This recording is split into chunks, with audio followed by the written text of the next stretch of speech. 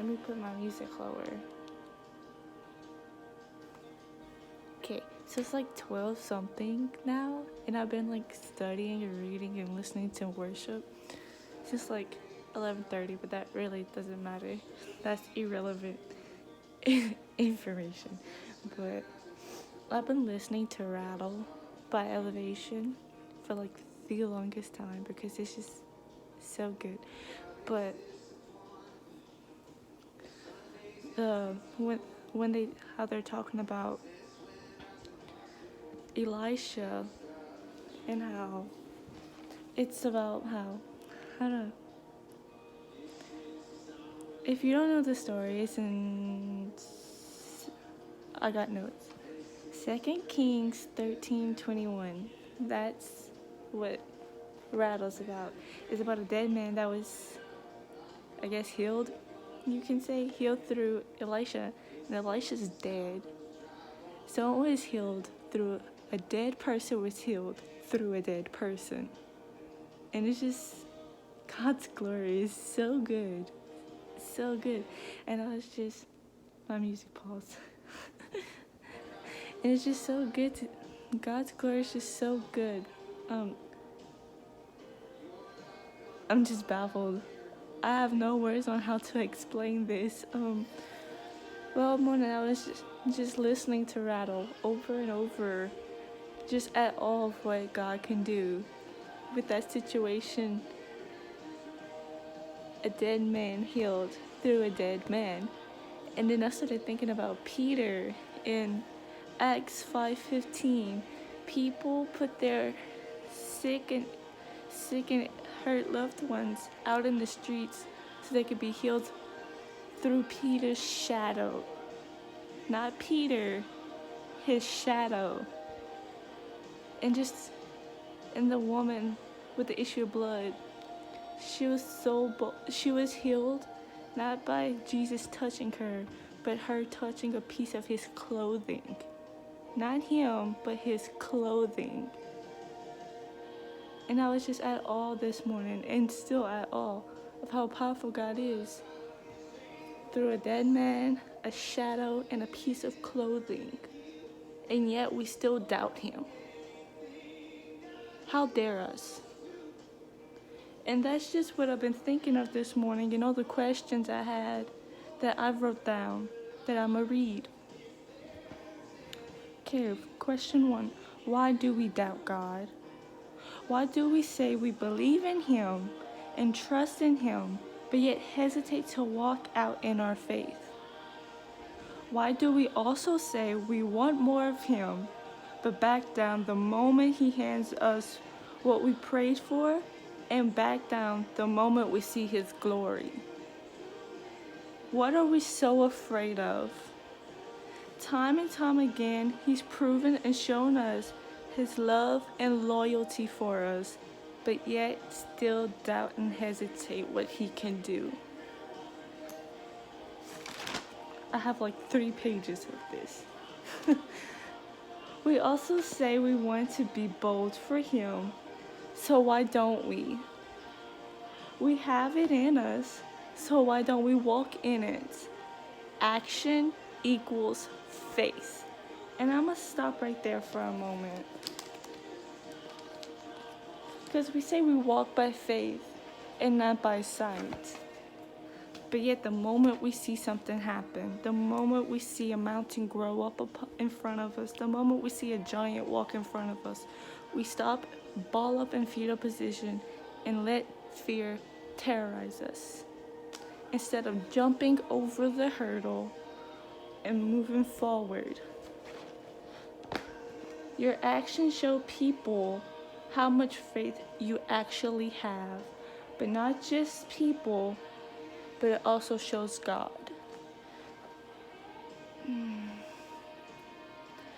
Boldness isn't just walking out in what we're comfortable in, but also walking out in faith when we're afraid, but yet still trusting in him and his word, walking out in his glory, just like David did. David was a shepherd boy. He took care of the herd of sheep. And he had to kill lions and bears to protect the herd. You don't think he was afraid? But yet he did it anyways. And he also killed Goliath when the army was shaking in their boots. But he said, I'm going to. And he had extra stones in his hand in case Goliath's brothers went out to the war too. And that's in 1 Samuel 17. In Joshua 6, you don't think how Joshua was uncomfortable walking around a city of Jericho and then on the last day yelling at the wall for it to fall down, but yet he did it anyway in boldness and in God's glory because they trusted God.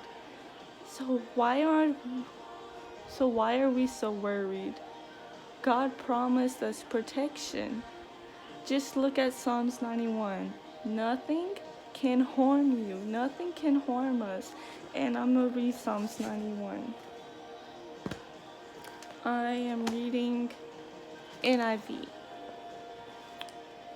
Whoever dwells in the shelter of the Most High will rest in the shadow of the Almighty. We will rest in God's mightiness. We will rest in God, who we trust. I will say to the Lord, He is my refuge and my fortress, my God in whom I trust. Surely He will save you from the fowler's snare and from the deadly pestilence, which is diseases. So COVID cannot get to us if we believe in God and if we trust in God. He will cover you with His feathers, and under His wings you will find refuge. His faithfulness will be your shield and rampart. You are protected by God. If you trust, believe in Him. You will not fear the terror of the night, nor the arrow that flies by day, nor the pestilence that stalks in the darkness, nor the plague that destroys at midday. Though 1,000 may fall at your side, though 10,000 fall at your right hand, it will not come near you. It won't. It can't. You will not only observe with your eyes and see the punishment. You will only observe with your eyes and see the punishment of the wicked. If you say, the Lord is my refuge, and you make the Most High your dwelling, no harm will overtake you. No disaster will come near your tent, which is your home. For He will command His angels concerning you to guard you in all your ways. They will lift you up with their hands. With their bare hands, they will lift you up. I lost my spot. With their hands, so that you will not strike your foot against a stone. You will tread on the lion and the cobra. You will trample the great lion and the serpent, because He loves me, says the Lord. I will rescue him. I will protect him. For He acknowledges my name. He will call on me, and I will answer him. I will be with him in trouble. I will deliver him and honor him. With long life I will satisfy him and show him my salvation. How can we doubt God after this? How dare we? Now, in youth, whenever we didn't have a pastor, but we had a teacher, she taught us this. Substitute your name with I and me. Claim it. Because God gave you this. This is yours if you want it. So put your name in it and claim it, because there's power in it. So I'm going to show you what I mean. Lacey, who dwells in the shelter of the Most High, will rest in the shadow of the Almighty. Lacey will say to the Lord, He is my refuge and my fortress, my God in whom I trust. Surely He will save Lacey from the fowler's snare and from the deadly pestilence. He will cover Lacey with His feathers, and under His wings Lacey will find refuge. His faithfulness will be Lacey's shield and rampart. Lacey will not fear the terror of the night, nor the arrow that flies by day, nor the pestilence that stalks in the darkness, nor the plague that destroys at midday. 1,000 fall at Lacey's side, 10,000 at Lacey's right hand, but it will not come near her.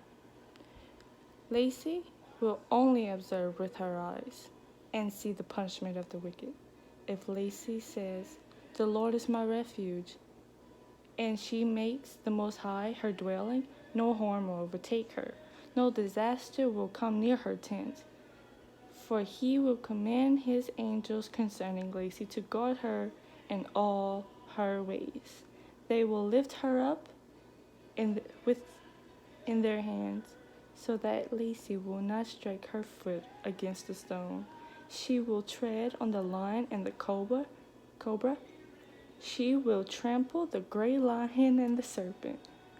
Because she loves me, says the Lord, I will rescue her.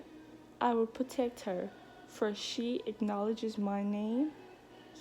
She will call on me, and I will answer her. I will be with Lacey in trouble. I will deliver Lacey and honor Lacey. With long life, I will satisfy her and show her my salvation.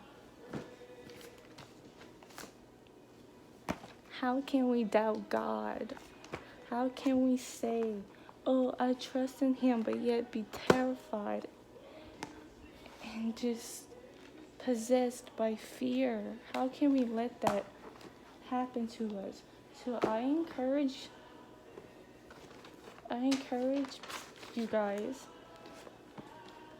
to study Psalms 91 and to live on Psalms 91.